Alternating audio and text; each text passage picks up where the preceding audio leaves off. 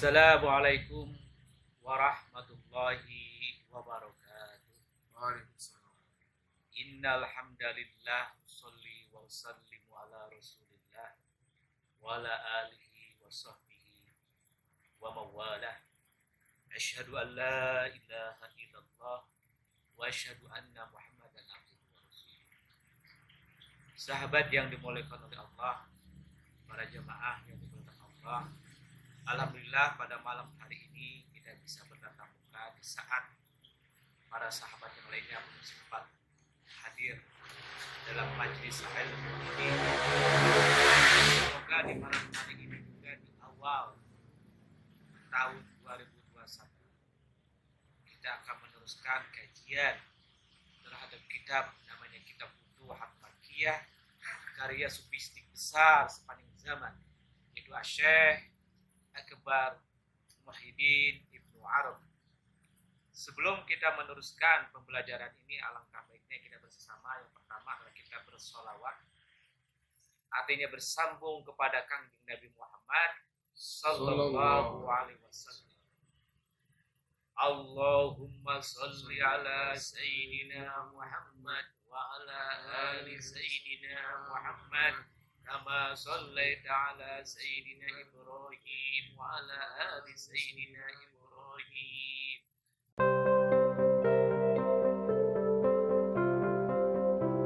Itu arti yang kita bacakan bersolawat. Solawat itu artinya sambung. Sambung kepada siapa? Yaitu kepada baginda Muhammad sallallahu alaihi wasallam. Juga kita mari sama-sama bacakan Al-Fatihah khusus kepada guru-guru kita yang telah mengantarkan kita pada hari ini, sehingga kita bisa mengetahui yang mana yang namanya alif, yang mana yang namanya huruf. Ya. Kenapa huruf alif? Karena alif adalah huruf yang pertama, ya adalah huruf yang terakhir. Wal awal wal akhir. Ialah yang pertama dan yang kedua. Yang mana awal dan akhir ini nanti akan kita bahas dalam kajian kitab Futuhat. Juga kita sampaikan terkhusus Fatihah ini kepada mu'allif, penulis karya besar sepanjang zaman Futuhat Makkiyah, yaitu Syekh Akbar Muhyiddin Ibnu Arabi. Sebulillahi lahul Fatihah. A'udzubillahi minasyaitonir rajim. Bismillahirrahmanirrahim. Alhamdulillahirabbil alamin. Arrahmanir rahim. Maliki yaumiddin. Iyyaka na'budu wa iyyaka nasta'in. Ihdinas siratal mustaqim. Siratal ladzina an'amta 'alaihim ghairil maghdubi 'alaihim waladdallin. Kita panjatkan Al-Fatihah ini kepada guru-guru kita yang telah kita sebutkan, dan kepada terakhir khusus karena kita berada di musola dalam khusus kita berikan Al-Fatihah kepada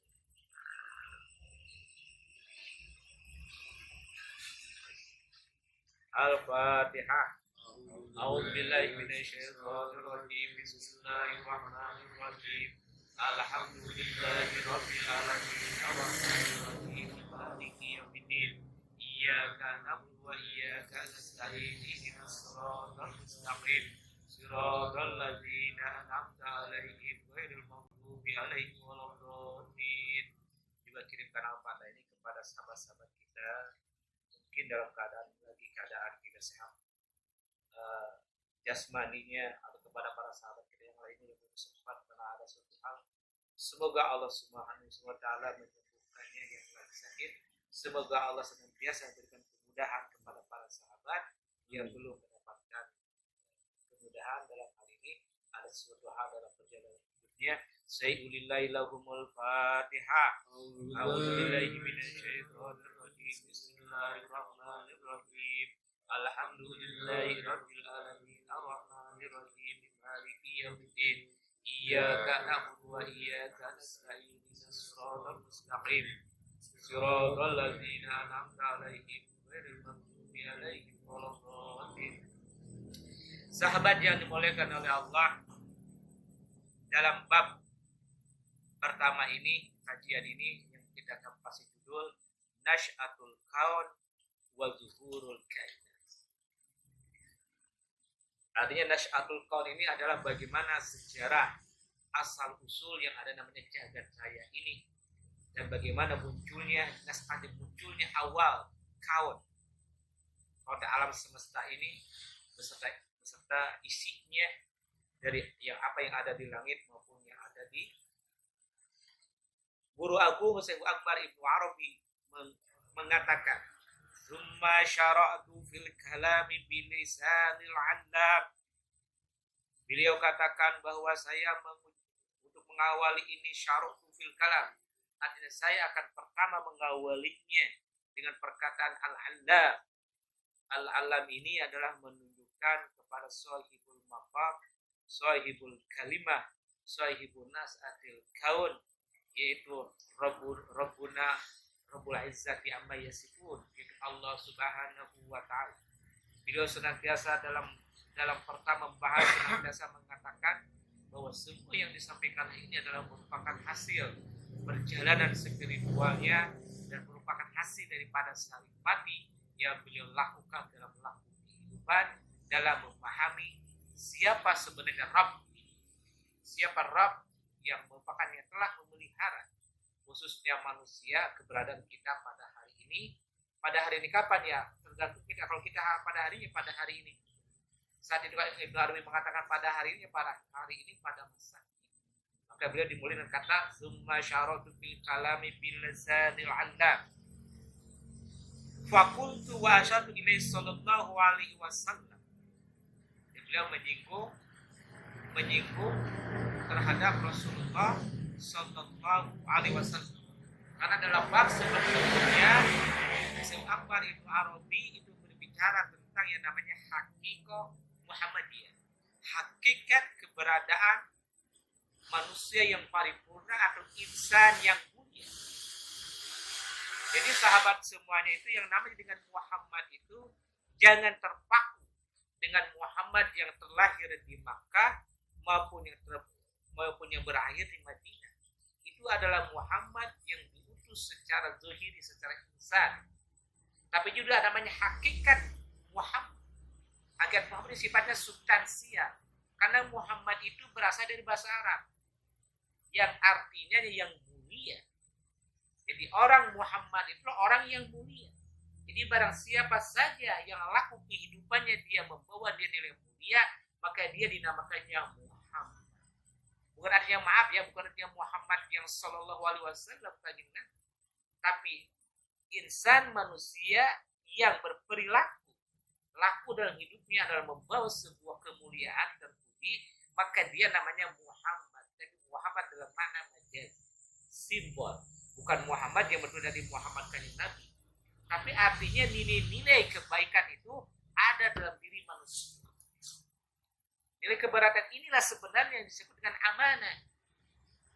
Allah katakan dalam Al-Quran, Inna aradnal amanat ila samawati wal ardh, kata Allah telah kami tawarkan yang amanah ini kepada langit dan kepada bumi, tapi semuanya menolak menolak untuk menerima. Ini amanah yang terbesar yang disampaikan kepada hari ini itulah hanya manusia. Hanya manusia yang berani menerima amanah ini. Tapi apa kata Allah dalam Al-Quran terakhir? Wa kanal insanu dzuluman jahula. Tapi manusia itu zalim, membohongi dirinya. Pertama ditawarkan dia siap menerima, tapi dalam perjalanannya tidak melakukan yang sebuah konsekuensi terhadap yang namanya aman. Amanah apa itu? Amanah untuk menyebabkan sebuah kemuliaan ini Muhammad dan itu.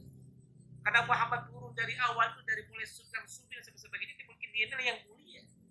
Jadi Muhammadnya bukan yang pertama, bukan yang terbaru, yang terakhir. Nanti Ibnu Arabi akan menjelaskan. Setelah ada yang namanya Muhammad yang hakiki tadi itu. Jadi barang siapa yang telah melaksanakan laku lampahnya dalam kehidupan, membuat diri yang mulia, namanya di Muhammad. Begitu juga dengan yang sebaliknya, yang kasihnya prototipenya dalam Al-Quran dengan tabat yada Abi Lahab wa tab. Abu Lahab itu contoh-contoh daripada yang telah Allah abadikan dalam Al-Quran dan berlakunya Abu Lahab atau Abu Jahal atau juga Fir'aun dan sebagainya yang tidak membawa pesan-pesan mulia, ya dan akan bertolak belakang dengan perjalanannya Muhammad.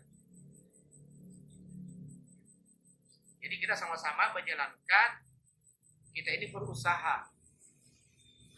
Tidak bisa serta-merta kita 100% melaksanakan yang namanya dinilai mulia, tapi kita ada sebuah usaha.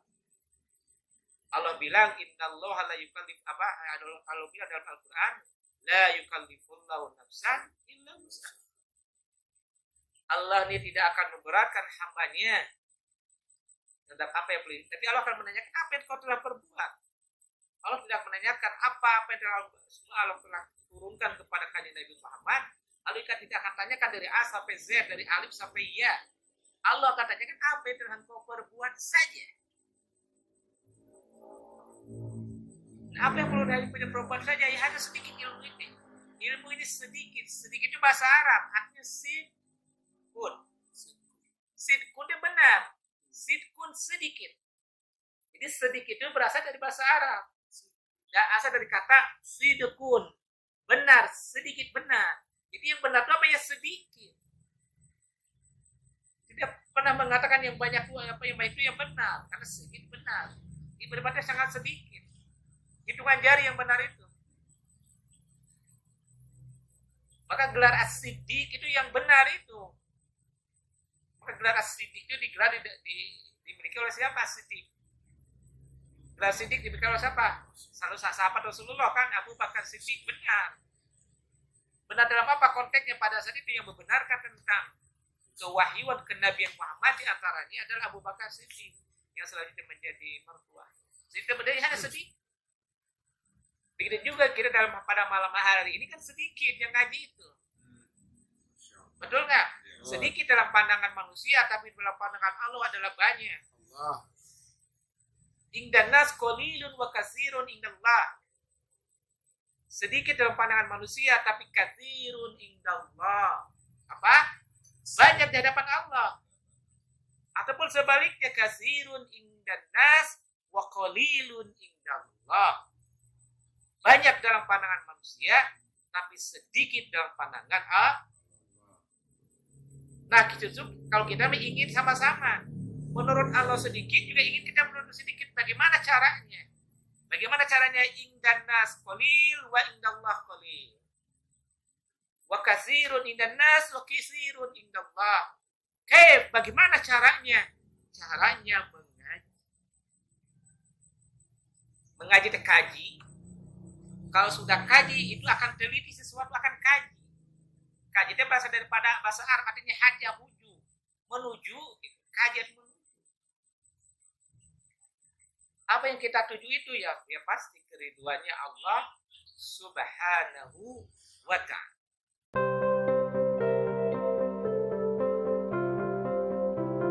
Maka kata Ibnu Arabi, faqultu wa asartu ilaihi sallallahu alaihi wasallam.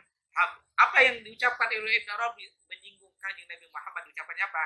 Hamitu man anzala alaikal kitabal maknun, kata Ibnu Arabi. Kami memuji kepada engkau yang telah menurunkan kitab al-maknun. Jadi Al-Quran itu ada namanya Al-Quranul Majid, Al-Quranul Azim, Al-Quranul Karim. Ada lagi namanya Al-Kitab, Al-Kitabul Marhum, Al-Kitabul Maknun. Itu beda semuanya. Kapan namanya Al-Quranul Azim? Kapan itu Al-Quranul Karim? Kapan itu Al-Quranul Majid? Bahkan selanjutnya kapan itu Al-Kitabul Maknun wal Kitabul Marhum? Semuanya punya pandangan falsafah, punya filosofi. Tidak mungkin Allah samakan antara azim, karim, wa majid, wa maknun, wa marhum. Karena Allah mempunyai sesuatu yang mempunyai pandangan filosofi yang dalam. Seperti hanya itu telah dilakukan sifat itu kepada Rasulullah SAW. Rasulullah SAW mendapat gelar Jami'ul Kalim. Artinya berucap pendek tapi bermakna yang dalam, panjang, maknanya panjang. Jami'ul Kalim ini bukan dipandang oleh Rasulullah SAW. Bahkan Syaikhul Akbar Ibnu Arabi mengalami hal itu. Mengapa karena demikian? Kalau kita mengkaji kitab Ibnu Arabi itu, beliau tapi satu kata tapi memiliki ratusan makna. Itu namanya Jami'ul Kalim. Artinya kata itu hikmah. Jamul kalim kalau kita artikan secara sederhana artinya apa? Hikmah. Hikmah itu apa? Selalu menyampaikan dengan pendek katanya, ucapannya, tapi maknanya apa? Itu jamul kalim. Apakah jamul kalim hanya turun kepada kanjeng Nabi? Tidak juga. Barang siapa yang menjalani perjalanan hidup seperti kanjeng Nabi, ya Allah akan turunkan semuanya. Karena kanjeng Nabi itu sebagai prototipe, sebagai tipologi, sebagai contoh. Ini loh, wahai hamba-hambaku, dalam bahasa sederhana. Wahai hamba-hambaku, kalau kau ingin mengenal aku, maka contohlah kepada hambaku yang soleh. Kepada kekasihku yang soleh. Siapa kekasihku yang soleh? Itu Sayyiduna Muhammad Sallallahu Alaihi Wasallam. Kanjeng Nabi sebagai contoh, sebagai pilot project. Maka kanjeng Nabi dinamakan sebagai apa? Al-Quran yang berjalan. Kana khuluquhu Qur'anan. Kepada Siti Aisyah ditanya, wahai Aisyah, bagaimanakah moral, akhlaknya Rasulullah? Jawabnya apa? Kana khuluquhu Qur'an. Oh, bapakku itu ya, ayahku itu. Kalau sekarang jadilah Al-Quran yang berjalan. Artinya Al-Quran berjalan artinya dalam kehidupan itu sesuai dengan nilai-nilai apa yang ditulis dalam Al-Quran yang berjalan. Apakah pada hari ini ada Al-Quran yang berjalan?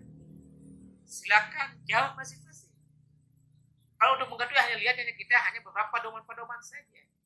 Sederhana Al-Quran berjalan itu minimal karena kita hidup di tataran Sunda ada 3 sifat.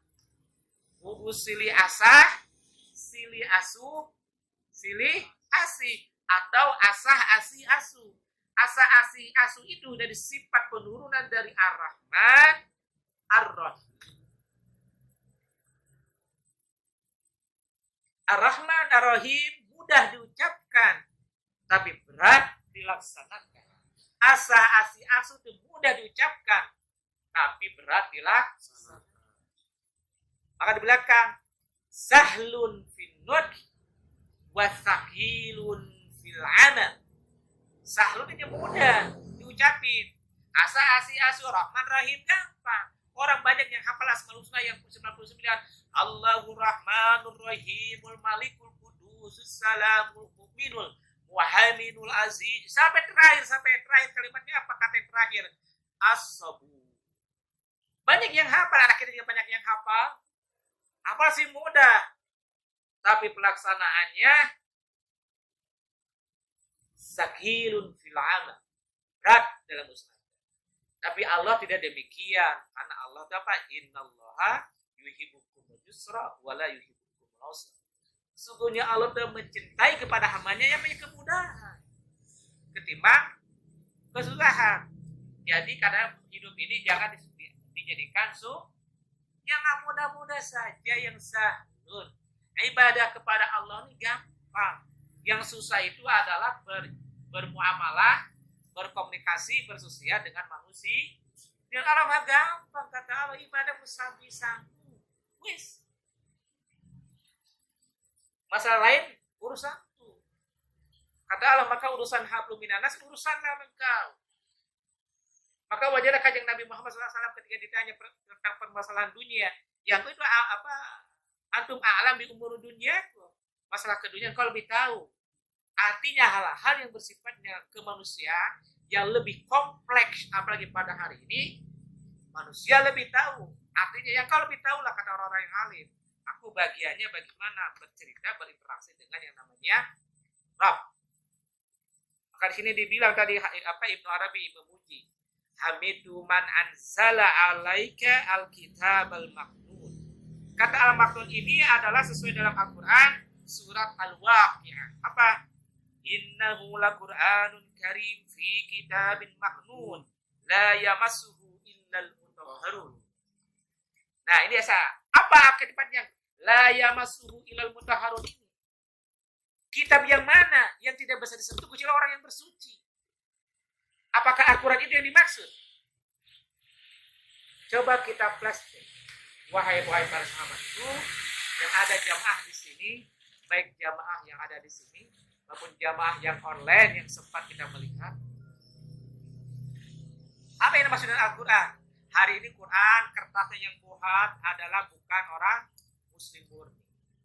Tintanya dibuat dari India, bukan Muslim murni. Bahkan bisa jadi covernya itu terbuat dari negeri mana yang anta berantah, yang selama ini kita benci. Apakah Quran itu yang kita pegang? Kita tidak tahu bahwa Al-Quran itu diproduksi di pabrik bisa jadi orang-orang yang tidak jangan untuk bersuci berwudu. Bisa jadi habis selesai dia diinjak-injak. Tidak ada kemungkinan apa kita tahu ketika menciptakan Quran itu. Apalagi hari ini apakah Quran yang dalam HP, yang aplikasi itu yang suci. Tanpa terkecuali sekarang mau Muslim, mau Yahudi, mau Majusi, mau Nasrani, agama pun hari ini orang bisa pegang Al-Quran. Ya buktinya HP. Apakah itu? La yamassuhu ilal mutahharun. Dia bisa menyentuh yang suci itu punya orang bersuci. Tentu ini harus dibuka pelan-pelan. Tidak bisa dibuka secara serta-merta diartikan. Atau yang mana atau yang tidak bisa dicapai oleh manusia itu sederhana, Pak. Minimal kajian kita, pedoman kita, aturan mana yang tidak pernah lekang dengan waktu, yang tidak pernah kering karena terik matahari, yang tidak pernah basah karena kena air. Dikira apa itu? Dikira apa?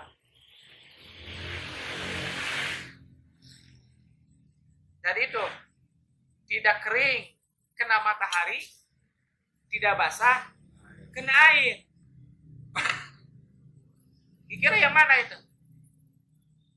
Yang sederhana ya dalam diri manusia saja manusia. Kurangnya hidup pada hari siapa yang manusia? Mau cari Al-Quran dari sementara ini yang jauh dari nalar kita. Yang tidak bisa itu Al-Quran apa? Ya Al-Quran yang dalam diri manusia itu. Yang tidak pernah lekang dengan waktu. Maka Allah bilang kan dalam surat yang lain Allah bilang, Iqra kitabaka wa kafa bi nafsika hasiba. Bacalah kitabmu. Iqra kitabaka wa kafa bi nafsika hasiba. Engkau yang begitu. Jadi Allah telah memberikan kitab dalam diri manusia itu. Iqra kitab, baca kitab. Ada kitab, itulah kitab yang layak masuk ilal mutahharun. Tidak pernah lekang dengan waktu itu. Langsung Allah yang menulisnya. Nanti akan diterangkan oleh Ibnu Arabi. Itu yang dimaksud dengan kitab yang tidak pernah lekang dengan waktu. Jangan-jangan karena kemajuan teknologi sehingga orang ada sebagian yang mempatwakan boleh baca Al-Quran, perempuan lagi haid juga. Jadi ini kan harus dijelaskan lagi lebih lanjut pembahasan ini. Tapi minimal kita ingin tahu lah ya masuk ilal mutahharun. Masak kan memegang. Masak tuh. Udah memegang, udah begini memegang dalam masak udah memegang betul. Lah ya masuk sudah dipegang. Imsik katanya. Kalau imsik sudah pegang, tapi kalau imsik kan pegang. Ya jadi bisa masakan, bisa. Kalau mas itu sudah betul-betul memegang dan menyentuhnya. Dan kuat itu. Lah ya mas. Antara kata imsik, antara apa?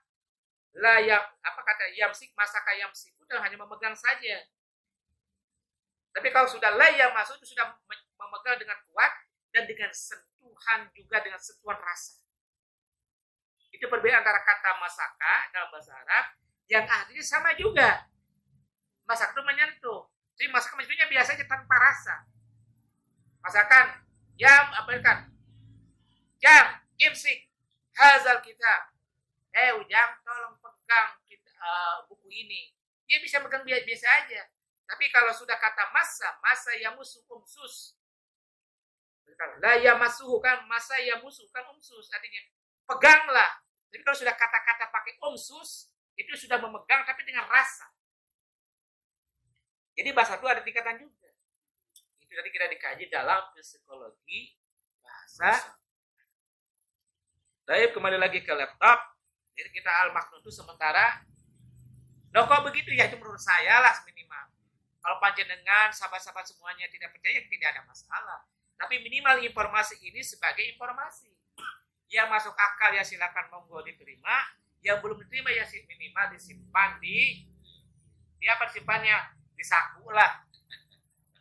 Ya karena semuanya pada mengerti berikan, punya versi masing-masing. Yang penting dapat bertanggungjawab. Pertanggungjawaban sama siapa? Yang kalau kita bicara tentang Al-Quran, bisa bertanggung jawab dengan yang pemilik Al-Quran. Jadi juga kami ketika menerangkan itu, kami bertanggung jawab terhadap apa yang pemiliknya. Menurut hemat kami yang masuk itu adalah kita yang adalah diri manusia. Oh nggak bisa begitu ya, silakan yang monggo. Yang nama juga istihad. Karena bilang kan waman yajtahid wa yusib falahu ajroni. Barang siapa saja yang beristihad, yang berpendapat sesuai dengan ilmunya, dia kalau benar dapat 2 kebaikan.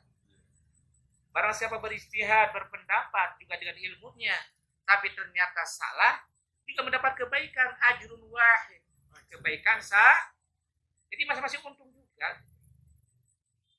Asal itu benar-benar istihadnya keluar daripada hati dan sanubari dan juga dirasionalisasikan dengan akal yang sehat. Jadi antara aklus salim dengan qalbun salim itu selalu paralel, selalu linear. Tidak pernah yang namanya akal yang sehat bertentangan dengan hati yang salah. Tidak akan pernah. Jadi kalau ada orang yang mengatakan bahwa akal itu tidak sesuai dengan hati nurani, bohong. Hati nurani tidak akan selamanya berhasil dengan rasional, juga bohong. Selalu paralel kalau akal yang benar-benar akal yang sehat. Salju juga akan selalu bertemu dengan hati yang selamat. Cuman permasalahan hari ini kita belum tahu yang mana hati juga gitu loh. Kata orang syariat, orang yang umum, kita tahu oh hati itu adalah kayak seperti kalau kita pergi ke pasar, ke jualan daging, ada kan apa daging kambing itu. Oh ini hati, itu orang kambing. Ketemu dengan lagi orang-orang yang ahli zikir, hati itu ada di sebelah apa? Di sebelah kiri sini. 3 ini dari sebelah kiri itu hati, kata orang ahli zikir betul sih. Datang lagi orang yang punya citra yang lain, orang yang mengkaji lagi dalam lagi, naik ke atas hakikat, bukan itu yang namanya hati. Naik lagi di atas itu mungkin yang dalam bahasa orang-orang kajian studi Islam dengan bahasa ma'rifat, dalam kajian budaya dengan orang-orang yang ahli rasa, bukan itu hati. Yang monggo saja, tapi si penting substansinya itu sama. Hati itu harus hati yang selamat. Alasannya sederhana, hati itu bahasa Arab. Hati itu apa bahasa Arab? Berasal dari kata hatta. Hatta itu sampai. Jadi hati itu sampai. Maka kita berjalan ada ragu-ragu, hati-hati. Coba kalau jangan hati-hati sampai enggak? Jadi hati itu tempat sampai. Kalau dalam bahasa bisnis, dalam bahasa restoran, kalau kita pesan kan ada apa namanya? Di papan order kan? Papan orderan. Nah, hati itu papan orderan. Jadi kalau kita ingin berdoa kepada Allah, meminta, tulis di orderan di mana? Di hati tulis. Ya,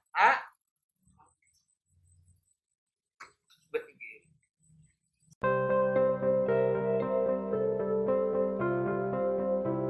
Sahabat yang dimuliakan oleh Allah yang ada di majlis musola Mbah Dalem Majlis Bogor ini, begitu juga sahabat-sahabat yang lainnya. Kemudian Ibnu Arabi mengatakan allazi la yamassuhu illal mutahharun, tadi sudah dibilang ya. La yamassuhu illal mutahharun dalam surat Al-Waqiah. Kemudian apa? Al-munzil bi husni syaimika wa tanzihika anil afati wa taqdisika. Jadi Ibnu Arabi sedang bicara kepada Kang Ka di sinilah kembali kepada Kangjeng Nabi Muhammad sallallahu alaihi wasallam. Jadi huruf Ka di sini dalam bahasa Arab zomirnya kembali kepada siapa? Shahibus syafa'ah. Yaitu Sayyiduna Muhammad sallallahu alaihi wasallam. Bila dibilang kali selanjutnya kalimatnya al-munzil yang turun bi husni syaimi. Syaimu artinya itu adalah karakter, sifat. Jadi aku yang tajukan kepada engkau ini sesuai dengan karaktermu, kata al-munzil bi husni syaimi. Syaimun itu bahasa artinya karakter. Tapi kalau masyimah artinya itu, kalau masyimah artinya itu apa namanya? Kalau bayi yang baru lahir apa namanya itu? Ada apa namanya? Plasenta. Syaimun karakter, tapi kalau sudah kata masyimah itu sudah artinya plasenta. Loh kenapa harus plasenta bahasa Arabnya harus bahasa kata syaimun? Karena itu paralel.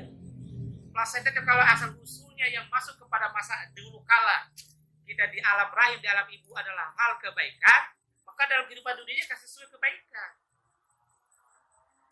Jadi termasuk nutrisi selama nanti dulu kala ketika masa hidup kita di alam rahim, nutrisi yang diberikan oleh orang tua itu adalah benar-benar nutrisi yang bernilaikan ilahiyah, yang bernilaikan kebaikan, yang maka jadi berkarakternya baik manusia. Karena hampir 70% manusia itu ditentukan di alam rahim. 70%. Jadi ada mana 70% di alam rahim. Sisanya 30% di dunia, 10% adalah pendidikan orang tua, 10% pendidikan di sekolah, 10% pendidikan di mana? Ya di alam ini. Jadi baik buruknya si anak itu tergantung ketika dalam rahim si ibunya. Kalau kita masuk dalam kata menerangkan apa syaimun masyimah itu di alam rahim ditentui. Dia tidak bisa kun payakun berubah. Maka orang-orang tua dulu sangat berhati-hati kepada anak perempuannya. Nak, nanti kalau kau sedang mengandung, kau betul jaga ucapanmu, asal kau jaga apa yang kau makan. Begitu juga kepada suami, kepada lakinya. Nak, kau sebagai laki, kalau kau istrimu sedang mengandung, kau harus betul-betul mencari nafkah rezeki. Kau kasih Tuhan benar-benar dari keringat. Dan kau juga hati-hati kalau istrimu sedang mengandung, kau harus berperilaku yang baik. Kenapa berperilaku yang baik? Karena itu paralel. Jadi si istri sedang mengandung, si suami calon bapak itu sedang dia melakukan kehidupan itu, bahkan dia sedang mengukir, bahkan dia sedang melukis, bahkan sedang melukis. Begitu ceprot selesai melukis. Jadi kalau si bapaknya ketika si bayi itu yang di dalam kandung istrinya tuh, si bapak lahirinya berbuat tidak baik, ya terjadi sesuai dengan kejadiannya. Dia, si anak itu tergantung apa yang sedang dilukis oleh suaminya, sedang dilukis oleh calon bapaknya. Pada saat si jabang bayi ada dalam rahim, maka orang tua dulu pada anaknya, nah, kau jaga kehidupan apa karena kau sedang mengandung. Tapi kan hari ini serba modern, itu kan kuno. Hal ini udah jelaskan. Kuno itu. Oh, itu tidak masuk akal, yang masuk akal bagi orang yang tidak berakal. Bagi orang yang akal dengan tenang. Nah, gitu loh. Itu ya. Kemudian watanzik minal anil afati, artinya akan bersih dari hal-hal. Tanzihu itu bersih, terjauh. Jadi betul akan terjauh dari hal-hal yang bisa merusak. Betul lah. Jadi Allah menurunkan yang namanya kalam kepada pemulikannya Nabi Muhammad SAW itu sesuai dengan karakternya. Begitu juga sesuai dengan apa akan dijauhkan dari hal-hal kerusakan. Anil afat, apa itu kehancuran, kerusakan. Begitu juga dijauhkan dari apa? Watakdisikan. Begitu juga apa? Watakdisikan. Takdisnya kesucian. Betul, jadi apa ini diturunkan sesuai dengan karaktermu. Kemudian diturunkan juga dari hal yang akan bisa menghancur. Maka juga ini akan mensucikan. Jadi kalau kita boleh ilustrasikan, maaf ya, mungkin kita ilustrasikan. Kalau kita beli HP, kan ada buku pedomannya, ada guidebooknya ya, ada guidance-nya, ada buku pedomannya, ada buku pedomannya. Itu juga manusia ada buku pedomannya. Kalau kita boleh tahu manusia itu bagaikan HP-nya, buku pedomannya apa manusia itu ya Al-Quran. Dan Al-Quran itu pedomannya bukan ayat Al-Quran, bukan sekedar yang ditulis juga. Maka ada namanya ayat kauniyah. Ayat-ayat yang ada di alam semesta ini. Tidak terpaku hanya semua dalam yang tertulis. Tertulis sebagai konsepsi umumnya. Tapi juga ada pesan-pesan yang Allah yang tidak tertulis itu di alam jagat raya ini. Jadi ada ayat yang bukan sekedar itu, jangan terpecu. Jangan sedikit-sedikit mana ayat Al-Qurannya, sedikit mana hadisnya. Kalau semua ditulis semuanya jadi ensiklopedi itu Al-Quran itu.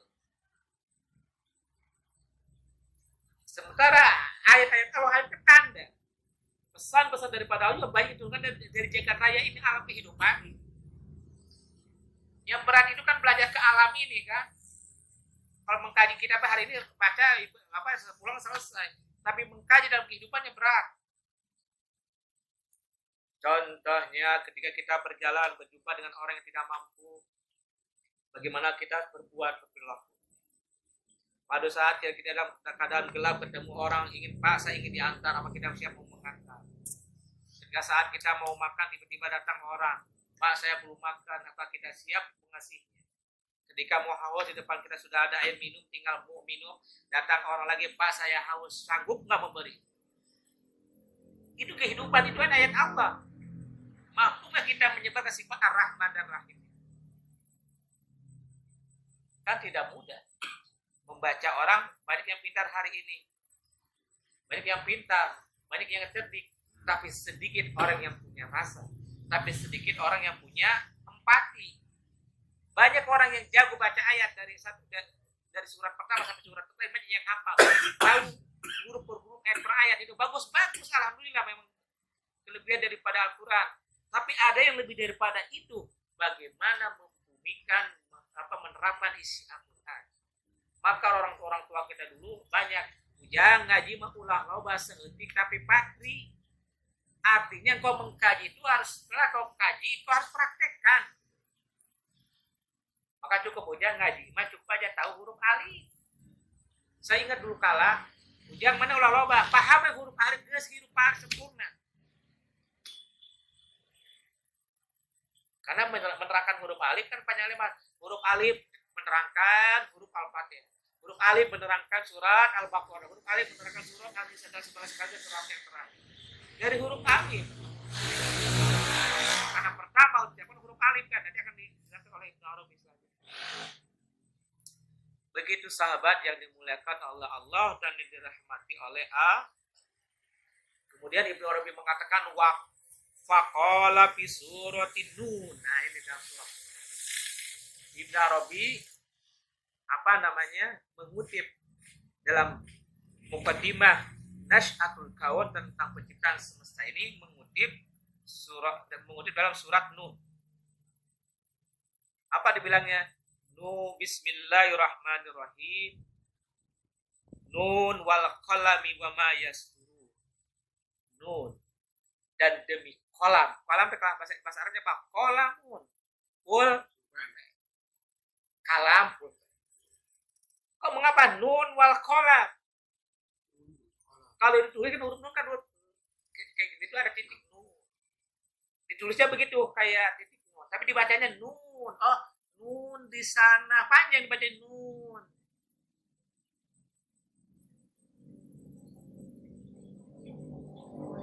Ya nun. Nun itu kata bisa huruf juga bisa kata kan? Huruf ketika ditulis nun ketika ditulis dia satu huruf ketika ditulis satu huruf. Tapi ketika diucapan jadi kata juga kan, terdiri dari 3 kata kan, 3 huruf kan. Kalau dalam bahasa Indonesia N 3 huruf. Dalam bahasa Arab 3 huruf kan, nun waw nun. Kalau ketika diucapin kan, ya ketika ditulis satu huruf, ketika diucapin kan nun. Ini kayak nun waw nun kan.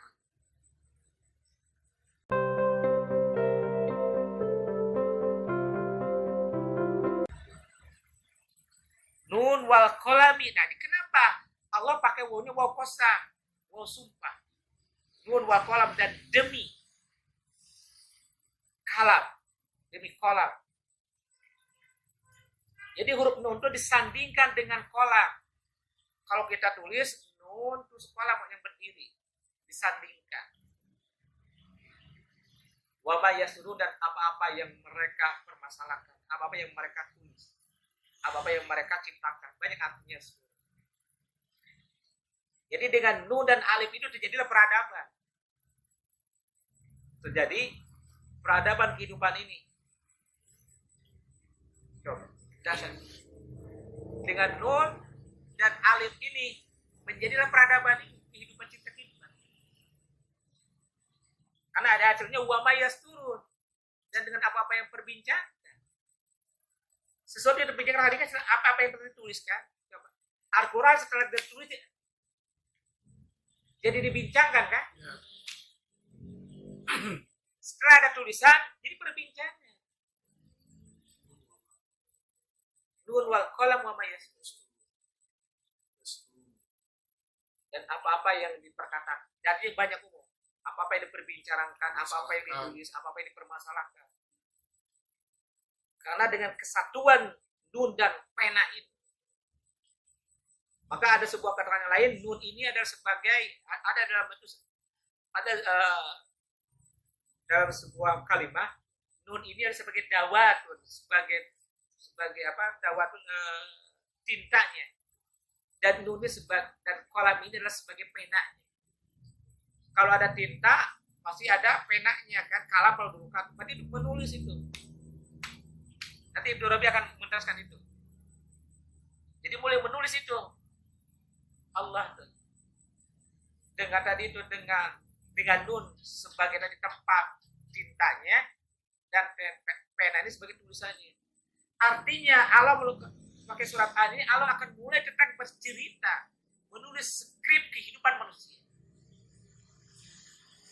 Cuma kan Al-Quran pakai bahasa metafora. Pakai bahasa pinjaman kiasan. Biar manusia ini berpikir, lalakum takilun, lalakum tatafakkarun, lalakum tatadzakkarun. Supaya manusia ini mau berakal, mempakai akalnya. Jadi sebenarnya ini kalimat ini lucu. Satu lucu itu artinya Allah dengan bahasa metafornya seolah-olah Allah akan menulis tentang. Ini kalau divisualisasikan menarik. Karena hidup ini kan skripnya itu kan skrip hidupannya yang sang maha-maha itu. Menulis dengan penanya itu. Nanti kita kalau di Ibnu Arabi nanti ya terangkan. Dan kan ada tinta dan pena itu ada yang namanya peradaban pada hari ini kehidupan. Dengan tinta dan pena hari ini kan. Itu tentang sejarah kehidupan, skrip kehidupan. Nah, skrip kehidupan itu ya tadi yang Allah bilang itu ikra kitabah itu. Jadi kalau kita ingin mengetahui skrip kehidupan kita ini, skenario kita ini bacalah dalam skenario diri masing-masing. Bapak ingin tahu tentang apa namanya skenario, kalau kita lihat sinetron, kan itu kan ada skripnya kan? Artinya ada pegangan, kau pegang, kau nanti berperan, pas pegang ini, kamu pegang ya tulisannya, ceritanya. Itu aja kan skrip, ya kan? Skrip itu. Nah, skrip itu telah Allah tulis di zaman aja di dulu kala itu. Dengan tinta emasnya yang langsung oleh Allah tulis itu. Ya, yang mana? Ya itu kitabah itu. Al-Quran masih tulis dengan, kan dimulai zaman Utsmani kan yang namanya Pulau Sup itu kan. Lahiriahnya manusia kan. Yang batinnya itu para malaikat yang mengantarkannya. Tapi ada yang langsung yang ditulis oleh langsung Allah, dia tadi itu dalam diri manusia itu. Kitab tadi itu yang langsung ditulis oleh Allah. Ditulisnya bagaimana? Itu nanti kita cerita lagi lah. Ya, cerita lagi. Sementara itu kita lagi. Ayat selanjutnya, ma anta bi ni'mati rabbika bi majnun ya Muhammad. Engkau sama-sama katanya ma anta. Engkau sama sekali tidak akan ya ma anta ini. Ma anta engkau sama sekali tidak akan. Tidak akan apa dengan nikmat yang telah Allah berikan kepada engkau. Bi majnun. Engkau bisa jadi gila. Karena nikmat yang terbesar itu adalah apa? Jadi kata ini ma anta bi ni'mati rabbika bi majnun. Wahai Muhammad, dengan nikmat yang telah aku berikan dengan aku telah kau tunjukkan kepada engkau tentang skrip kehidupan Jakarta ini, kau tidak akan pusing juga membacanya. Kata ini ma anta kau sama sekali apa bi ni'mati rabbika dengan nikmat yang telah Allah berikan kepada engkau apa? Majnun, bikin gila, bikin pusing. Jadinya pala baby. Ya Pak? Ya. Tidak akan. Kenapa? Kan Allah yang bimbing langsung. Sama juga ngaji, kalau ada yang membimbingnya tidak akan ruwet, tidak akan sing ada apa? Pepadan. Padang itu apa Pak? Terang. Maka ada kata padang itu terang gitu loh. Dulunya mungkinnya Sumatera Barat depan mungkin terang kan? Ada dalam bahasa kita itu pepadang di malam apa di malam purnomo sidi, ya Pak? Ada istilah purnomo sidi. Artinya apa tuh Pak? Purnomo sidi itu apa? Yang terang benderang kan? Artinya bisa kelihatan betul ya. Sidi itu kan jelas. Maka ada istilah di Tatar tadi itu di Jawa itu namanya purnomo sidi. Jadi purnama apa bulan purnama yang 14 terang. Akan terang tadi itu katalah kan. Ma'an ini menarik kayak ini kalau kita terangkan. Jadi ma'an tapi nikmat engkau sama sekali dengan nikmat yang kau berikan kalau dia pusing. Artinya apa? Dengan skrip yang telah Allah tidak akan pusing. Artinya ayat ini berlaku pada siapa saja yang memahami. Yang memahaminya. Walaupun konteksnya Al-Quran ini adalah, kalau kita bawa Al-Quran ke masa lalu, konteksnya adalah dialog komunikasi antara Allah dan Muhammad dan Nabi-Nya dan kekasihnya. Pada hari ini Al-Quran konteks pada siapa? Muhammad sudah selesai tugasnya. Pada hari konteksnya kalau kita Al-Quran ingin hidup, bawa konteksnya kepada antara guru dan murid. Bukan artinya bawa guru di anu, murid di B, bukan itu. Tapi artinya nilainya sehingga kita bisa paham. Hari ini Al-Quran konteksnya adalah antara hamba dengan Allahnya. Baru itu. Tapi kalau kita hari memahami ini Muhammad ya dapat nikmat dari Allah sangat luar biasa. Jadi kita ada pesimis. Apakah bisa sampai? Tidak bisa. Coba tarik ke bawah ini. Wah, Al-Quran ini konteks bahwa antara kita sebagai hambanya dan Allah sebagai Robnya. Jadi coba dialog. Jadi kita akan membawa menyerap ini. Maka terjadi sebuah internalisasi nilai kedua dalam diri manusia. Tapi kalau kita masih bawa keluar, itulah yang terjadi dialog antara Muhammad dan Allah, maka kita tidak akan merasakan sesuatu. Tidak ada sebuah energi, chemistry tidak ada lagi. Chemistry tidak akan ada lagi chemistry. Tapi kalau ditarik namanya chemistry ke bawah ini, ke bumi ini, ke dalam diri ini, dialog antara hamba dan Robnya, maka ada sebuah chemistry. Ya, jadi engkau tidak akan pusing sama sekali dengan skenario skrip yang Allah bilang ini. Kemudian wa innalaka la ajron ghairu mamnun. Wa innaka la ajron ghairu mamnun. Engkau akan mendapatkan ajron itu kan bayaran kalau bahasa Arabnya. Ini ajrun kan? Kamu jawab, ajrun bayaran, reward. Dalam bahasa lain pahala lah gitulah. Wa innal kesunya engkau padanya laka. Laka belum jelas. Nggak dibilang wa innaka pakai Al-Quran ini. Di sini nggak pakai kata wa innaka la ajron, tapi wa innalak. Sesungguhnya laka engkau akan memiliki, coba. Karena lamnya lam tauhid, juga lam sini dalamnya lam lil milki. Tauhid untuk penegasan. Sesungguhnya laka penegas kepada engkau. Pada sisi lam sini dalamnya lam lil milki, kepemilikan. Jadi engkau akan memiliki, akan mendapatkan apa? Kebaikan. Bayaran. Bayarannya gimana? Apakah ada sebab konsekuensinya? Ghairu mamnun kata Allah. Tidak ada akan diminta pertanggungjawaban. Jadi ini konteksnya sama dengan rezeki. Pak, yang namanya rezeki itu ada dua minimal. Ada yang perlu dipertanggungjawabkan, ada yang tidak. Bonus, kemudian akan dipertanggungjawabkan hadiah. Misalkan kita kerja di sebuah kantor.